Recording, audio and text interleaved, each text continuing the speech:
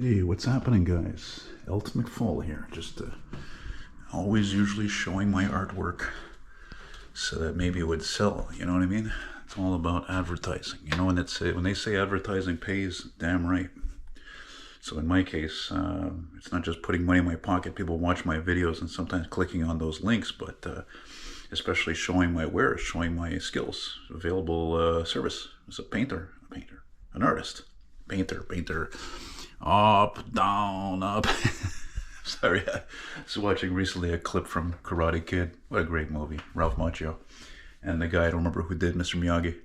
Like this guy here, who I should mention, I'm glad I'm showing this because just yesterday I saw in the news on Facebook that the guy I was inspired to do this angled type of painting of street scene, his name is, he was a Montreal doctor and he did tons of paintings over decades, and that's pretty much one of the reasons why it inspired me to be painting full time. And he did a few paintings, or several, that were this type of angle, this looking forward type of three-dimensional angle. So yeah, it's still for sale, this painting, $250. I got this one here I did many years ago. This I did like 24 years ago. Christine is still here. Why is it still here? You know why it's still here? Because the people who want it, who have the money, not in Quebec, they don't want to pay the shipping because they know it's going to cost probably $300 to ship this thing. Anyway, so just finished the painting, man. Just finished a painting for my customer and new friend, Steven. Lives in the South Shore, and look at this. This is his beautiful 77 Oldsmobile Cutlass Supreme that I filmed, 2 weeks ago? And that was, I filmed him when I met him at Angrignon Metro. We drove around, took a few action shots, and he's had this car for 16 years. He's got the original 1977 bill of sale from the dealer, from the owner. He bought it in Virginia. I mean, it's just... You know, I mean, I'm not only proud of the way this thing looks, the whole bling with the headlights and, you know, in action, but this actually, all of this background, except for the sign, I did all this from memory. This is Highway 20 at the Turcotte interchange, connecting the north and south of Montreal, connecting Highway de Carrie. So I'm not making this like a really long thing here. Let me just show you that one of the pictures I used here from my phone. No, don't put in trash. Jesus, Murphy. Yeah, I came to realize after I did that black police car, that 57 Chevy, you guys saw it, that, no, it's too hard on me to actually paint in the living room. It's still, even though there's lights there, it's not enough. Here I got 3 lights on. Okay, that one's not on. But, you know, I have to have really adequate lighting. Another thing, too, I also realized, I used it here, I'll show you another pic. That's another pic I used to get the details and all that, thanks to Google. And, oh yeah, one more thing too I forgot to mention. This particular Cutlass was the best-selling car of the 70s. That particular body style they made from 73 to 1977. This, again, is the last year model. The Cutlass Supreme, top of the line, 350 rocket V8. Most popular engine with these cars. Same body style as Ed's dad's 75 Vista Cruiser. And another thing I forgot to mention, I want to say, for one thing, the 76, 77s only had the waterfall type looking grills 2 years. And I remember when I was a kid, my dad's Delta 88, which of course made me go bananas for these big gas-sucking old American cars. You know, it at times needed to go to the shop. You know, it wasn't one of GM's finest. I mean, 350 V8 though, is, you know, hydromatic transmission is one of some of the best things God, you know, man ever made. But one time he had a loaner car and it blew my mind, man. It was exactly like that. It was a 77 Oldsmobile Vista Cruiser. Was silver, and it had the fake wood. I remember it had a burgundy interior, and I think it probably had a 455 in it, because there was a sticker on the dash, like on the burgundy dash, the big yellow sticker. It says, "Oh, warning, this has a powerful V8, big V8 motor, blah blah blah." So yeah, it's fun for me to paint 70s cars like that now and then, because again, like my friend who was a few years older than me, these are cars from my youth, you know. And it's although they're part of what's known now as the Malaise era, they're still an important part of American automobile history. Although maybe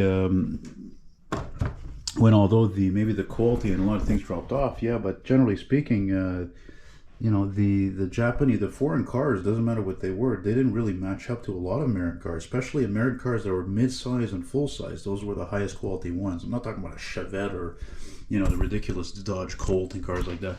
Those are not good cars, you know. I can't practically think of any American-made compact car that was actually a really good car. From the 70s or even in the 80s.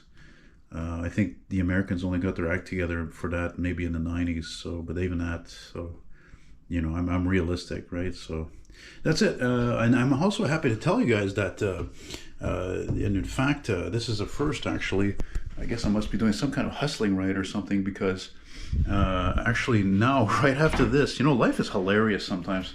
Imagine, I just finished this today, which is the second last day of October, and now I got a commission. The guy was generous enough to pay me the whole amount in advance, which is what I prefer, and I'm going to be doing a painting of a 77 Oldsmobile, an Omega. And the Omega was basically the Oldsmobile version of the Nova. It was basically a Nova. And the same thing, you also had the Buick Skylark was the same thing, was like a Nova.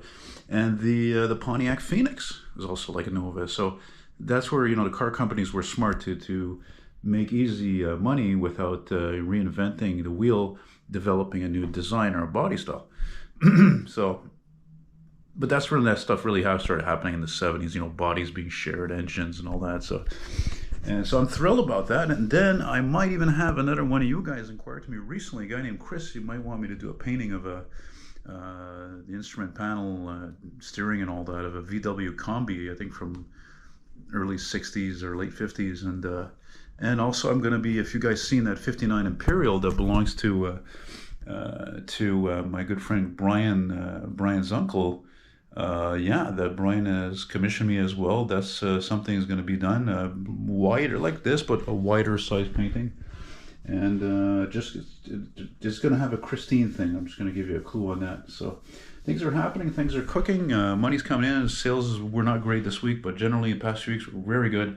I'm very content, and again, my purpose in life is, this is exactly what I'm doing, is what I love doing.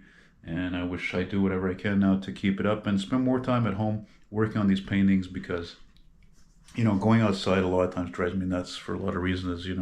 It's not just the scrap, the STM scrap, but scrap people and, all this bullshit. So, guys, thanks again for watching.